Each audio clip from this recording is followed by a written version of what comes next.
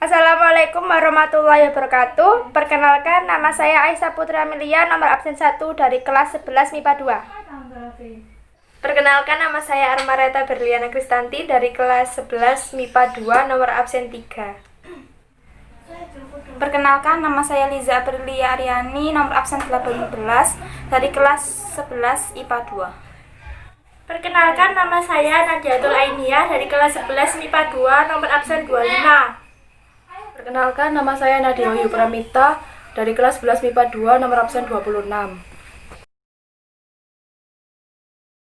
Kasus bullying yang terjadi pada siswa SMP di Purworejo. Di sini saya akan menjelaskan cerita singkat dari kejadian tersebut. Kejadian tersebut terjadi pada tanggal 11 Februari 2020 yang terjadi di SMP Muhammadiyah Butuh di Purworejo, Jawa Timur. Korban berinisial CA dan korban mengalami kekerasan yang dilakukan oleh 3 temannya yang berinisial TP berusia 16 tahun, DF 15 tahun, dan UHA berusia 15 tahun. Kejadian kekerasan tersebut terekam dalam sebuah video yang sempat viral di media sosial.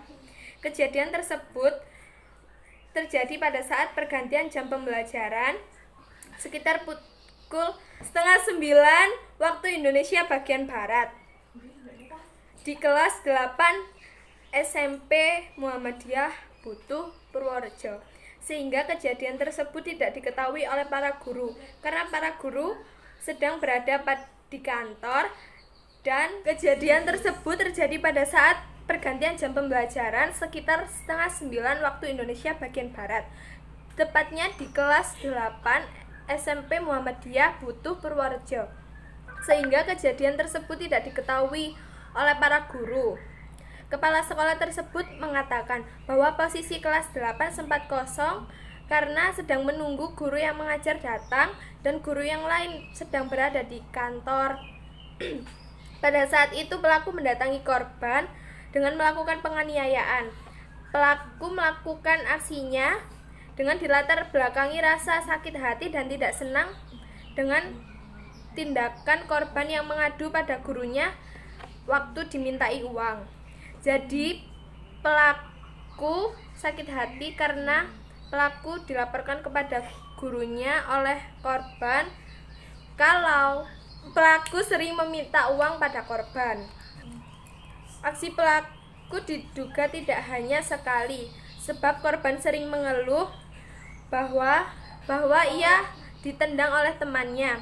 Kepala sekolah SMP Muhammadiyah Butuh menjelaskan bahwa ketiga pelaku tersebut memang anaknya nakal dan tidak dapat diatur.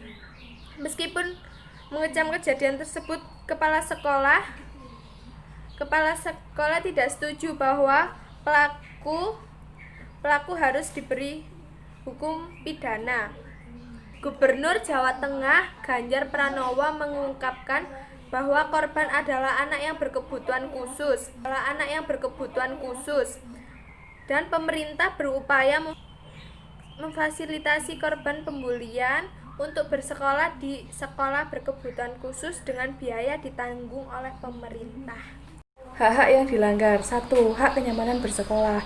Karena sudah sewajarnya semua siswa atau siswi mendapatkan hak kenyamanan dalam menempuh pendidikannya, dan dengan adanya tindakan bullying tentu saja merusak kenyamanan setiap siswa maupun siswi. Kedua, hak memperoleh rasa aman. Setiap orang tentunya mempunyai hak memperoleh rasa aman, termasuk untuk anak-anak di bawah umur. Kasus bullying dapat menimbulkan rasa tidak aman atau was-was pada diri seseorang, terutama pada anak di bawah umur yang dapat mempengaruhi kondisi psikis.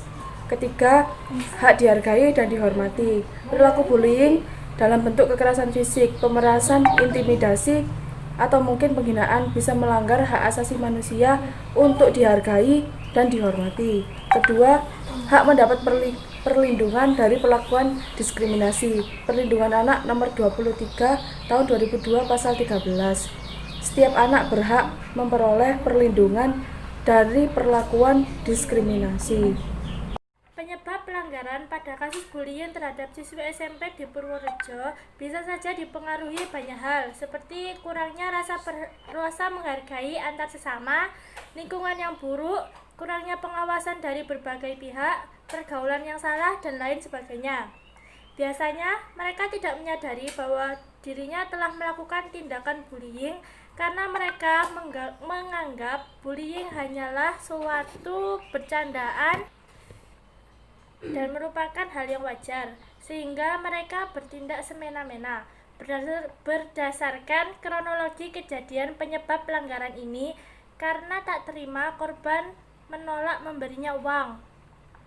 Korban yang pada saat itu sedang mengerjakan tugas dengan beberapa temannya, tiba-tiba pelaku datang dan melakukan pemalakan terhadap korban. Namun korban menolak karena pelaku sering meminta uang kepada korban.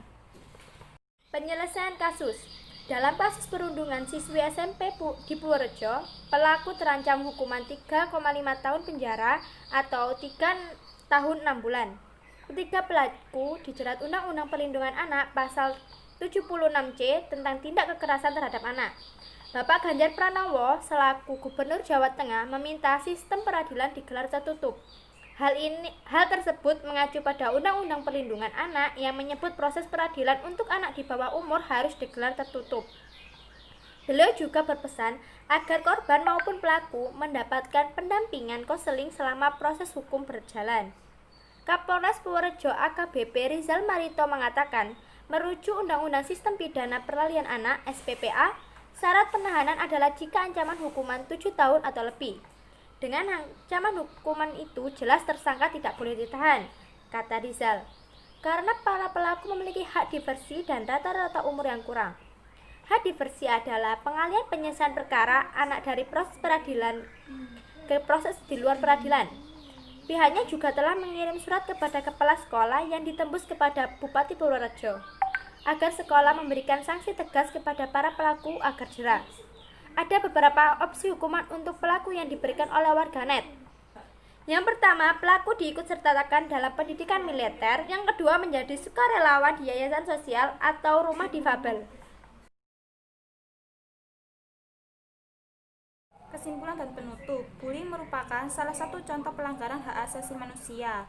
Perilaku ini dapat bermacam-macam bentuknya, mulai dari penghinaan verbal, kekerasan fisik, pemerasan, intimidasi, diskriminasi, sara, hingga cyberbullying. Bagi mereka yang menjadi perilaku bullying tidak menyadari bahwa terjadi telah pelanggaran HAM orang lain. Mereka tidak menyadari bahwa bullying dapat mengakibatkan dampak fatal bagi korbannya. Berdasarkan Undang-Undang Perlindungan Anak Nomor 23 Tahun 2002 Pasal 13, setiap anak berhak mendapatkan perlindungan dan perilaku diskriminasi. Jelas sekali banyak hak korban bullying yang direnggut oleh pelakunya, seperti hak memperoleh rasa aman, hak dihargai dan dihormati, hak mendapat perlindungan dari perilaku diskriminasi.